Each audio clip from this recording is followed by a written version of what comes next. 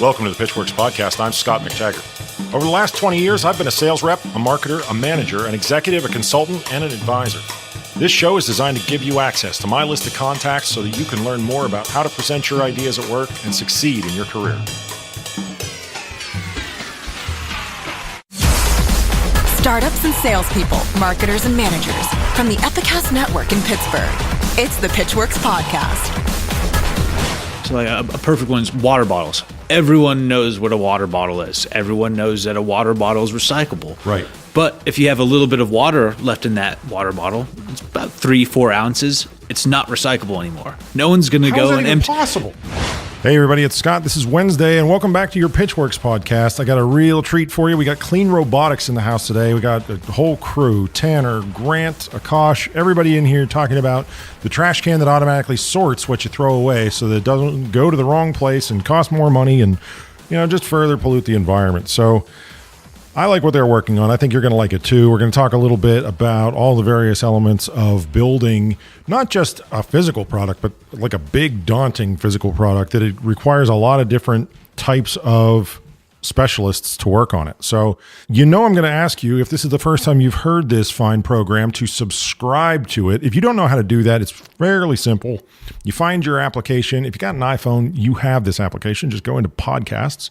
Some other different environments, there's different things. Just find a podcast app. Find the Pitchwerks Podcast. We always spell it with an E, Pitchwerks. And just go ahead. There'll be a button there. It says subscribe. And you want to do that because every week we're going to give you sales, marketing, and startups. And we're going to talk about it just in a succinct, time-saving, efficient kind of a way, because that's just how we get down around here. If you ever want to reach out, tell us who you'd like to see on the show. That's pretty easy too. Go to the social media channels. We use the exact same word, Pitchwerks, Pitchwerks. Throw a .com at the end. You're coming to the website. There's just a smorgasbord of experiences out there when you're talking about how to present your ideas at work. So yeah. Tanner, Grant, Aakash, sitting here in the Epicast studios waiting to talk to you about a truly unique business that they have formed, and they're having success. They've got traction. They've got people calling them from all over the world. Let's talk to these three. All right, here we go. So Tanner, Grant, Aakash, CleanRobotics in the house. How are you guys doing today? Doing pretty all right. Doing well, thanks, Scott. Man, I'm glad you guys were able to come in here. Aakash apparently doesn't feel like telling us how he's doing. That's fine. I could take it. It's not. Don't make him do it. It's fine. So, CleanRobotics, Tanner. Right now, when you tell people what you're working on, what's the that sort of like sound bite that you give them?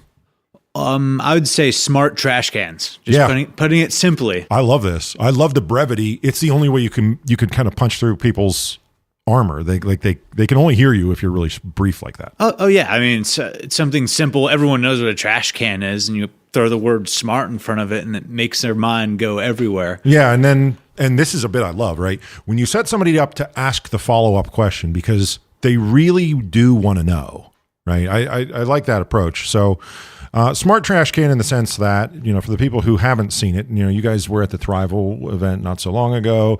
I saw, and we haven't had a chance to talk about this. You guys are going to be at the airport now? Right. Yeah, we're going to be at the airport. Pittsburgh International, yeah. Pittsburgh International come January, actually. That's fantastic. Yeah, we're super excited for that. We're going to have a couple of our products out there for everyone to use and interact with. So I'm gonna kind of like roll back and just kind of cue it up. So your product is Trashbot. We're still calling it Trashbot, right? That didn't change. We're still Trashbot. Well, it's moving so quick right now. Everything feels like it's changing, right?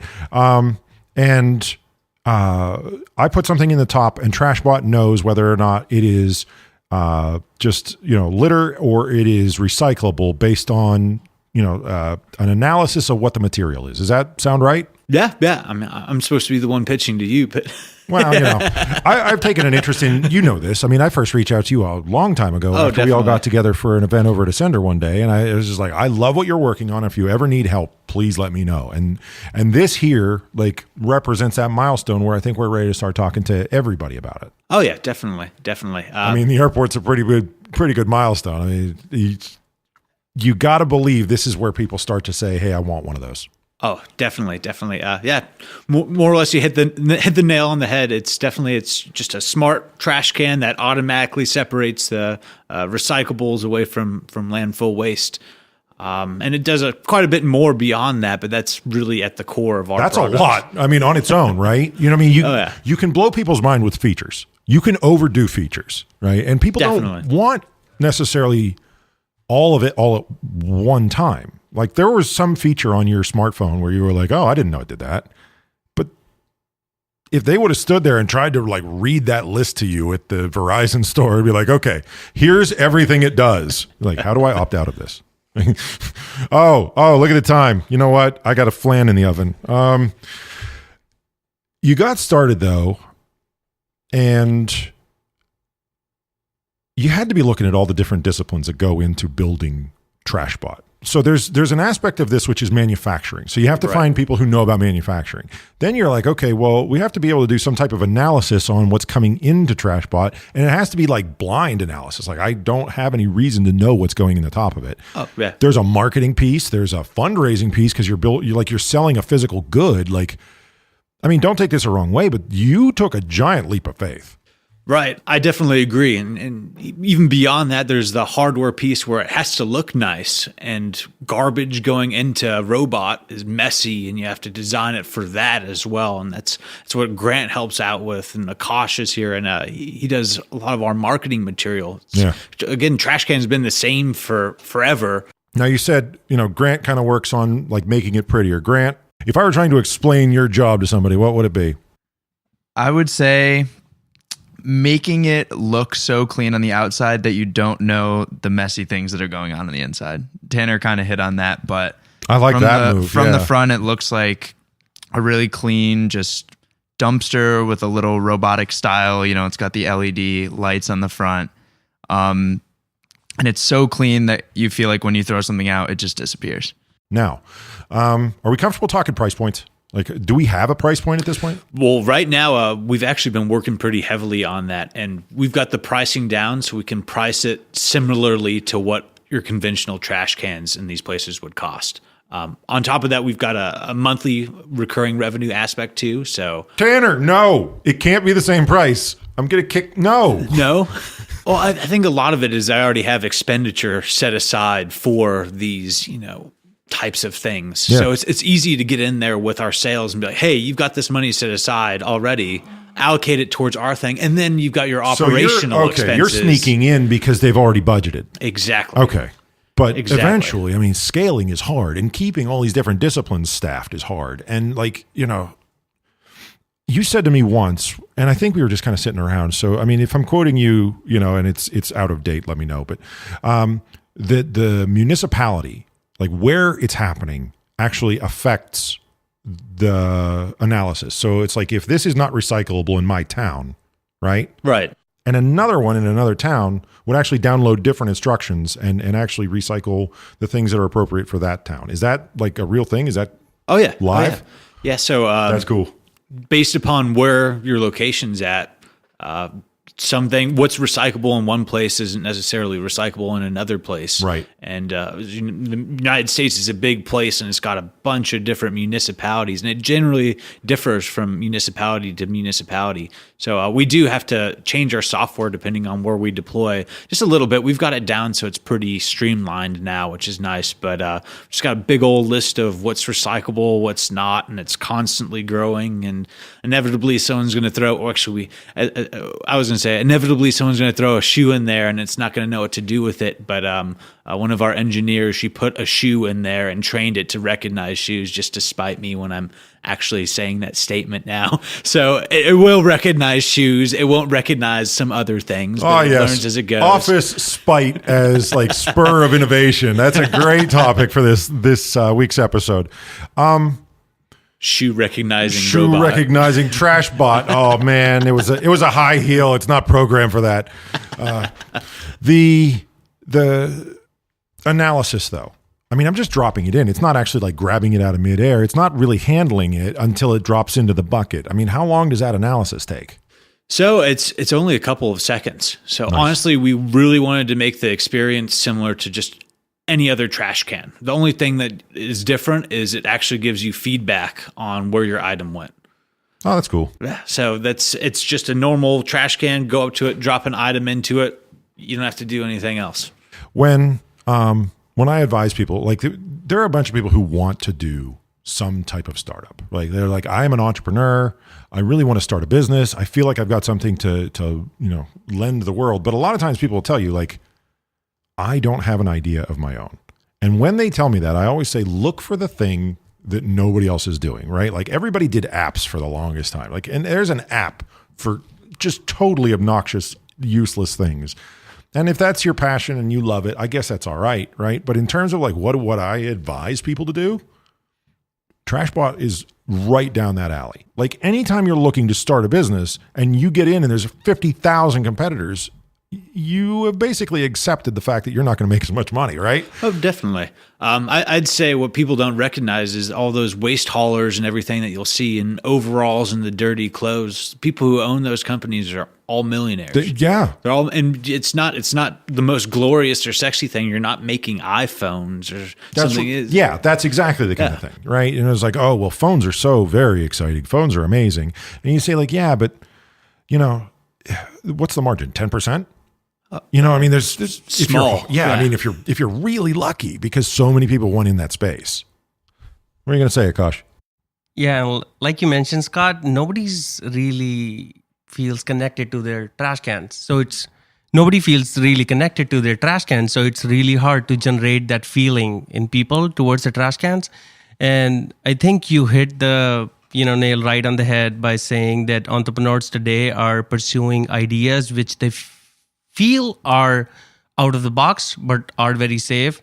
If I remembered it right, I read it from Elon Musk. He said that after the depression in 2009, many entrepreneurs started taking the safe route of doing social media innovation, just internet innovation. So real problems, big problems, people, I think, for some amount of time failed to identify. Right. And I see Trashbot that we are actually tackling a big problem. So I'm very glad you guys are out there working on this. Like, we're all smiling, we're good friends, and it's fun to joke around about, how like somebody's out there coming out with like the 47th messaging app, right? Like I've got an idea for a social media app. Oh, tell me, tell. Oh.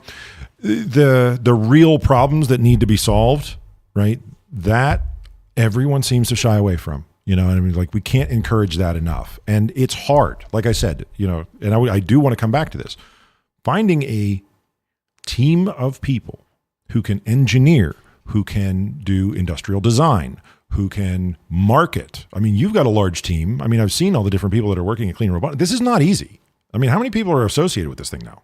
Well, it's 5 core members now, really. And then we've got a bunch of external people who come in, help us out, contractors, people who just really enjoy working with us and will just work around us for free. And it's great so far. And it was nice is we do kind of we've got that triple bottom line. So it's helping out the environment. So people who are drawn to us for that. It's an interesting engineering problem. Okay, so people who live on Earth is one of our target markets. I'll tell you, Very good, definitely. Right? So you have to live on Earth. Okay, moving on. And there's the interesting engineering problems too. Oh yeah. I mean, there's multitude of different things that we're always trying to solve, and that's what drew Grant into us into CleanRobotics initially, and as an intern, and now coming on full time after when he graduates here tomorrow, next week, soon.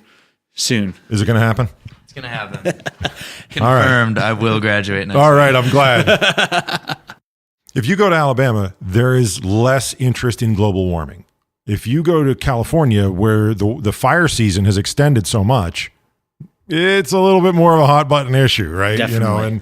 And I mean, I don't know if you've seen this like hellscape video that's surrounding. I've got friends who are living like blocks away from that. I hope they're all fine. And I hate to be the vampire who kind of cashes in on that, but your business is about appealing to people who are kind of already aligned with what's good for the environment, what's clean for the world. Wherever there's a disaster, right? Wherever they're prone to the erosion, the sea level rise, those kinds of things, I have to believe that's a good place to be talking about Trashbot as well, because they know that they're on the front lines of it. Right. I'd say that's part of it. Yeah. It's definitely part of it, but there's also a lot of a monetary aspect to what's going on with our waste. Again, going back to this those sounds numbers, like a deep conversation. Yeah, it can definitely get deep. But I mean, another excellent example of that is in Australia. Yeah, it's like we have people contacting us because people up front are so bad at choosing the correct bin with recycling. They're having to have people in the backs of their facilities hand sorting Fix out it after garbage. the fact. Yeah. Exactly. And to them, it's like, that makes no sense. They're paying these people $40 an hour to do it. They're quitting every 2 months, so they have to keep on hiring new people. Yeah. And it's like, this is a perfect opportunity for a robot. And they've been looking for these solutions over and over and over again, and they haven't found it. And again, that's what the prices of in Australia. It's $350 per ton of landfill, and $25 per ton of recycling. Yeah. So it makes it in these facilities. You got to do it. Yeah. Exactly. And these facilities are 10 tons of garbage every day. So it makes sense economically for a lot of these places to do it. And there's the image thing going back to that. Like, like this is your triple bottom line that you started to refer to before I so rudely interrupted you, right? No, I'm sorry about that. This excites me. What you're working on really does excite me. Go ahead, jump in, Aakash. On this point, I really need to mention, we as humans are not good at choosing the bins correctly. What's recyclable, what's not? We don't know that. So think about it in a way like when you have a baby in your house, what do? Do you teach your baby, hey, do not knock around on the corners, or do you baby proof the house? Yeah. So Robot is actually baby proofing the concept where people who don't want to pay attention or are just like confused what the material is, so the robot helps let's tear and that down a recycles. little bit, right? Because that's all respect, right? I think part of the problem is probably the fact that people assume that this is simple. Okay. One of the things we're attacking here is the fact that there is an expectation, just like we were saying before, disposal is simple, right? Right. Like, okay, I think we all know that person who once upon a time told you that you weren't going to be qualified to be anything but a garbage man, right? Like that is like, there's this stigma associated, right? And it's like, it's simple, it's dumb, it's like those kinds of things. So when you tell somebody it's complex, when you tell somebody like, okay, this type of paper is good and that type of paper is bad, I don't think it registers. I think they're not listening because they assume that this can't be so complex that someone else needs to explain it to me. And you miss the opportunity entirely. You just can't say to somebody like, well, I need you to study the types of paper, because they won't do it, or they at least won't tune into what you have to say. I think it's good to throw out some just general examples that we use. So like a perfect one is water bottles. Everyone knows what a water bottle is. Everyone knows that a water bottle is recyclable. Right. But if you have a little bit of water left in that water bottle, it's about 3-4 ounces. It's not recyclable anymore. No one's going to go. How is that even possible? No one's going to go and empty that out at all, right? No one's going to go empty that out like you think they would, right, and then throw that in another pile. Like, no, it's just going to go straight to the landfill. And Trashbot knows that there's water in there. Oh yeah. I knew that was the only way you were going to bring it up. And I mean, that's fascinating to me. I guess I never understood that you were to that level. I assumed it was just an exterior material analysis. You can tell what's inside. Yes. Oh, yes. That's a little bit beautiful. Right. Well, not necessarily what's inside, well, but that there is something inside. Sorry. Yeah, right. You assume that it has contents inside and that they are therefore unrecyclable. Yes. Yeah, exactly. So that's super cool. And then again, we can't necessarily blame the public for this, because anything can be trash. And what makes something recyclable versus non-recyclable sometimes is simple. What we're also trying to solve too is the problem of, well, say there's that one person who's exceptionally in a rush and the recycling bin kind of looks like the landfill bin, and then they dump a cup of coffee into a bin that's filled with paper. Right? And they just ruined everything. Exactly. Everything's done now. Oh, that sucks. I mean, realize it's just one bin and the problem is much, much larger than that. But when you think about it in terms of wasted opportunity, it's, a little bit heartbreaking. Oh, it is. Yeah. Yeah. What's up, Grant? So we actually just got a test bag of trash from the airport a couple weeks ago here to train Trashbot, right? Yeah, with waste that we'll find around where we're going. And in the recycling bin, someone had recycled an entire bale of newspaper. So still had the strings around it, a whole bale of newspaper. But then someone, I'm not going to say someone, at least 20 people thought their coffee cups were recyclable, which no fault to them. I mean, it's just education and whatnot, or not recycling education, but coffee just drenched the entire bale. And that's an entire that's what I'm saying. It's a wasted opportunity. Now, completely wasted. So let me ask you a question. If we know that contents are an issue, have you considered like a sidecar to Trashbot where people could pour out the contents? Is that something that you talked about? Yes, we have considered that. We've talked about that with some of our facilities that we work with, but some are keen on it. Some are not so much. Well, you are taking up more floor space. Mm-hmm. I mean, it goes without saying that that's not what they want. You know, I mean, especially at a place like the airport where they have to. I mean, imagine how expensive that floor space is. You know, for all the various uses that people want to put it to. Oh yeah, I would love to see that though. Like now that I know that that's a problem, I would love to see like step 1, pour it out. Step 2, put it in the recycling.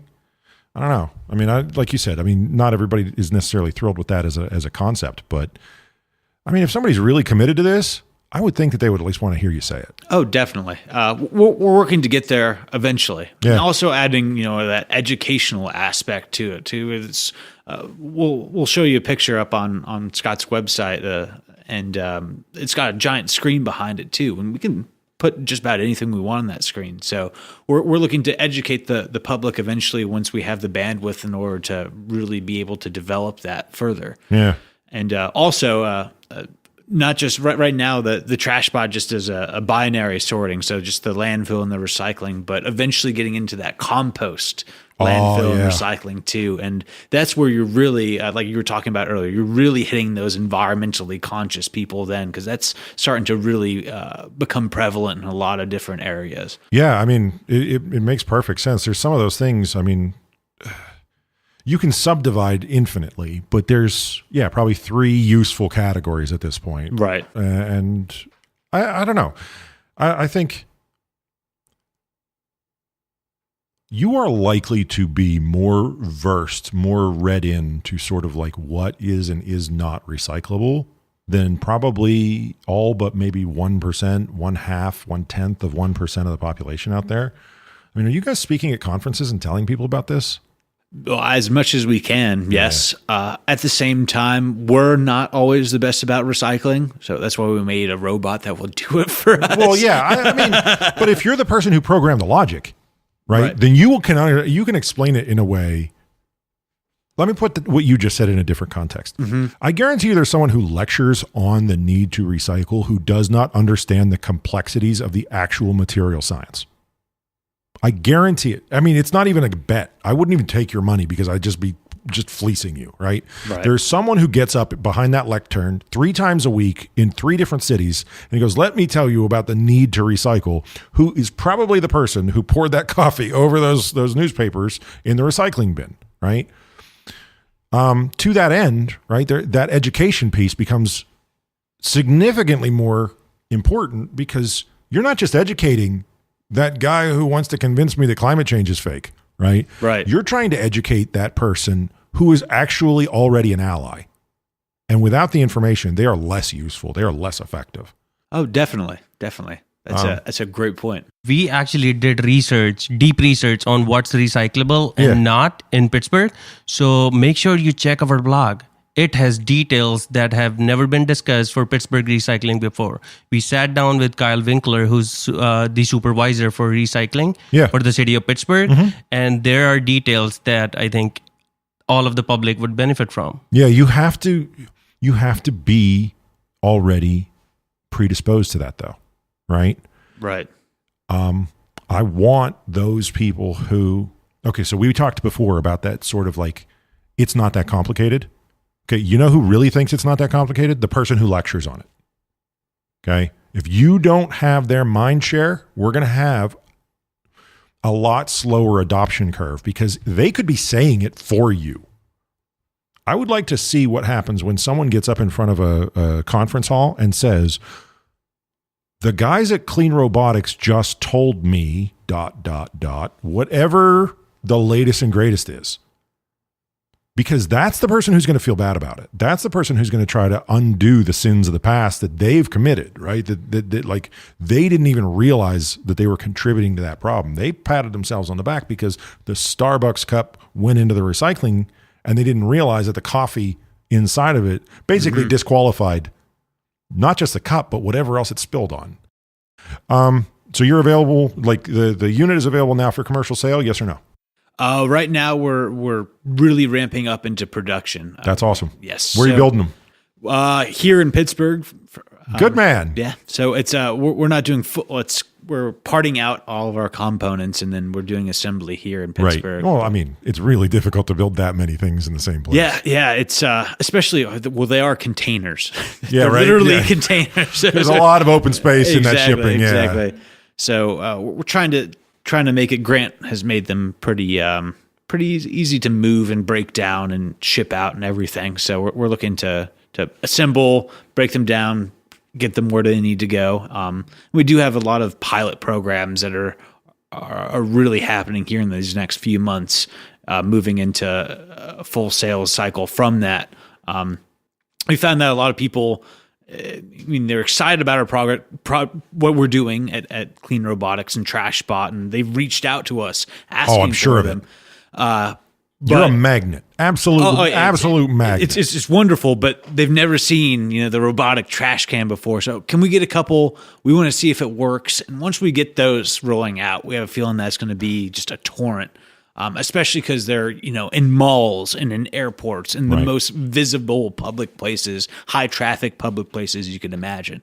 So it's a great aspect to I love this. I mean, anybody who's willing to go about the business of setting aside space, taking the training, learning how to clean, feed, maintain Trashbot, like that's a person who, it's not like other demos. Like, if I give you a demo that I can like mail you in like a regular old envelope and you just kind of look at it and whatever, you haven't committed. There's no commitment there. If on the other hand, you have to like meet me on the dock with like a forklift and, it's like, oh, here's our 10 trash bots that we're, like now all of a sudden you've legit burned fuel on what I'm working on and we're partners. Oh, and even better, they pay us for it. So. Yeah, that's what I'm saying. There is a true commitment there. Oh yeah, definitely. And a lot of salespeople struggle with that. Like, whether it's in a mature business that's been around for 150 years or a startup like yourselves where, like a couple of years ago, you guys were working on maybe something different, getting commitment from that buyer still on the journey. Right. Maybe they've got the capacity for 500 units, but they don't want to buy 500 and then find out that you have like a software bug. So they want to try 10, right? Getting them to agree to try 10 is the tipping point. So if you're getting a lot of that, and it sounds like you are, you're exactly where you want to be at this stage. Right. And that really helps us. It's instant feedback on, are we actually really solving a problem for them? And what it comes back to for a lot of the people that we're dealing with is, can we save them money? And if they're approaching us and actively looking out for a way to save money, that's perfect for us. And it really validates what we're doing, especially financially. So we've got our message, and then we also, we still have to have a working business. So the second bottom line is about saving money, and it's a way to justify it, right? You've got some people who are like, look, I'd really like to do the right thing, as long as it's affordable, right? Exactly. And I'm casting some shade on those people, and I kind of mean it. No, I mean, there's a so casual. Oh, I kind of mean it, but but once you start thinking about sort of like, what's it like to have kids and basically tell them that they have to clean it up? I don't know. My wallet opens up a little bit more. So what's your third bottom line? The first one was, okay, you're contributing to the environment. The second one was you're saving yourself some money. What's the third benefit that you were looking for? Is that the image thing that you were making reference to? It's like, well, other people will also see virtue in what you're doing. Is that like the optics? I'd say so. You could do a lot worse. Yeah. It's definitely one of those things. It's again with the visibility, kind of coming back to that. You hear of a lot of buildings and companies. Oh, well, we saved 150,000 kilowatt hours last year. Yeah, it's like, well, I'm an engineer, And I know what that means, but I don't care. You can't see it. Exactly. How about this? You care, but you don't. It's not something that you are reminded of when you come into the building. Exactly. So it's not tangible to you, even if it's great. Oh, look, LED lights. It is. The first time you saw LED lights and they were a slightly different, temperature, you were like, hey, wow, that's weird, right? Okay, LED lights, great. Now you just kind of take them for granted, and it's not that same emotional pull about it because it's not as obvious that someone's making enough effort, even though those people definitely made a huge effort with those retrofits. Right. Yeah. And we slide in there at an interesting point of, okay, well, this facility is making an effort. And then when I'm interacting with it as just, everyone interacts with trash cans. When I'm interacting with it, I'm making an effort too. So do you have intellectual property here? Oh, yeah. Yeah. Okay, cool. Because here's what I want to do, right? I would love to see a push pin map with Trashbots on it. Like the reason that I asked the IP question first is because you might just be mapping like potential customers for your competition if you didn't have protected stuff here, right? So if you've got a push pin map where somebody can go see it, that's stage 2. That's level 2 demo. It's not as good as the first demo where somebody's like paying to have it shipped to them. Level 2 demo says, oh, they've got them over at the airport. Let's go over there. That push pin map lets them go see it. If they don't feel comfortable, maybe they're not the owner of the company. Maybe they're not the ultimate decision maker. They can say, like, okay, I'm not sure I want to stick my neck out and tell my boss that, I'm going to stand here and wait for these things to come on the loading dock. But this mall has it. And we can just drive over there and see it. And we can ask people that work at the mall how they like it. I think that's what I'm dancing around kind of is almost like there are going to be more people who want to see it without talking to you. And the pushpin map lets them do that, right? Are you just going to email me to death, or are you just going to let me see it at a mall somewhere? Like if I'm the buyer, that's a no-brainer in terms of that. Yeah, it's an easy one. Yeah. It's definitely an easy one. And people are going to fly in. I think we forgot to mention, I think just in the past 2 months, Tanner has pitched to Australia, UK, Germany. Am I forgetting any country, Tanner? That's a bunch. Yeah, that's a goodly number already. Yeah, it's, large companies. And even like, we've got an upcoming pilot in Australia. And I know you're gonna. It's an island, of course. It's an island. It's like the ocean's gonna suck them into the depths, right? It's far away, but what's interesting is we're doing a pilot at Vicinity Centers, so they're multi-billion-dollar mall owner and operator. So one of the largest in the world. Multi-billion with a B. It's an $11 billion company. Yeah. How about that? Yeah, so it's a great. mall operator? operator? Yeah, mall operator. Hey guys, I need you to buy some Trashbots, yo. Yeah, exactly. And you know who it was who reached out? It was the CEO who just reached out to us. It's like, we want them. It's like, it's a culture thing for him, isn't it? It's culture. Culture and cost. Well, he's still the CEO, so money's got to be in there somewhere. Yeah, you're right. But when the CEO picks up the phone, it's more than. I mean, I can just sort of delegate that to my facilities, operations, whoever it is that's sort of in charge of like that functional area. I gotta believe the CEO did it because he's moved. Oh yeah, and moved is good. Obviously, I'm pretty tight with you guys. I'm really rooting for what you're doing here. I'm hoping that people will go to cleanrobotics.com. We'll check out what you're working on. If they have any way of recommending what you're working on to the people that make those decisions around them, I think it's good for everybody. As you said, it's the same price as the thing they already budgeted. So it's not like I'm asking for their firstborn child or something. I mean, it's like, hey, that money you were going to spend it on a smarter option. All right, gentlemen, I appreciate you coming into the studio. If we can ever do anything for you, make sure you let us know, and we'll keep people apprised of your progress. All right. Thank you, Scott. Yeah, thanks for having us, Scott. Thank you, Scott.